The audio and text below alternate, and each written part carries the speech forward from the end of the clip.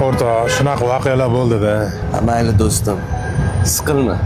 Hammasi yaxshilikka. Oldingda ham xijolatman. Olgan qarzimga ham ancha cho'zilib ketdi. Shuni olib ko'rdim, olib qo'ysang. O'zi boshingda shuncha tashvishing turgan ekan do'stim. Ma, shu pulni ishlatib turur. Yo'q, o'rta, rahmat.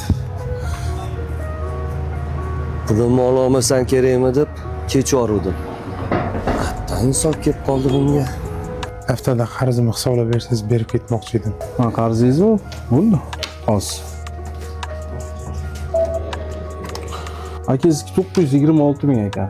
926 ming? Okey, sal cho'zilib ketdi mana 1 million. Rozi bo'ling, o'chirib qo'ying aka.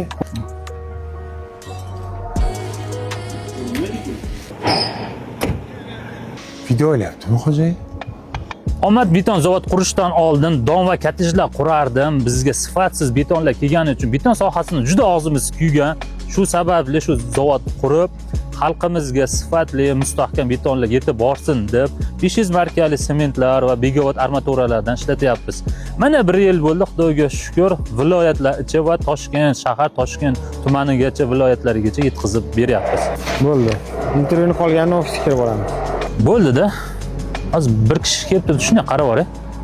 Keling, xizmat. 5-6 oy avval qarz bo'lib ketdim. Shu masala bo'yicha kelayotgandim. Yuring, ofisga gaplashamiz. Qanaqa qarz bo'lib qoladingiz? 5-6 oy avval Andijonda ko'p qavatli bino qurilganda sizlarning mahsulotinglarni olib ozgina qarz bo'lib qoldim. Quruvchilar to'liq pulni berganmidi yo ular qarz bo'lib qolganmidi? Quruvchilar baraka topsa hamma pulni bergan.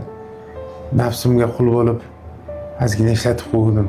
O'shandan beri farzandlarimdan notinch, kasalligini ko'rmaysizmi? Hech tuzalmaydi. 2-3 martalab avariyalar bo'lib ketdim. Keyin ishim yurishmaganiga bitta domlaning yoniga bordim. Gapirib turdilar, oxirida aytdilarki, birovda aql o'tib qoldi shekilli sizga dedi. O'shandan bag'iga mashinalarimni sotib, qarzlarimni qutulib kelyapman. O'zi hisoblab ko'rsam, 6,5 million qarzim bor ekan. Yig'ib terib 3,5 million olib keldim. Minib yurgan mashinam ham arenda, kira qilib pul topyapman. Ozgina muhlat bersangiz 3 milliondan tez orada qutulib ketaman aka. Xursand bo'ldim. Shu pulni yarmini bo'lsa ham olib kelib, aka qarzim bor edi deganingizga xursandman. Chunki hozirgi paytga kelib juda ko'pchilik qarz bo'lib yo'qib qolgan odamlar bor. Mana qilamizda, Omad beton zavodidan qolgan 3 million sizga hadya. Endi qarzim yo'q deb hisoblang, maylimi? Yo'q, meni xijolat qilmang aka, beraman, albatta beraman. Xijolat bo'lmang, qarzim yo'q deb hisoblang. To'g'risi xursand bo'ldim qilgan ishingizdan. Aka, sizdaqa insonlar ko'paysin.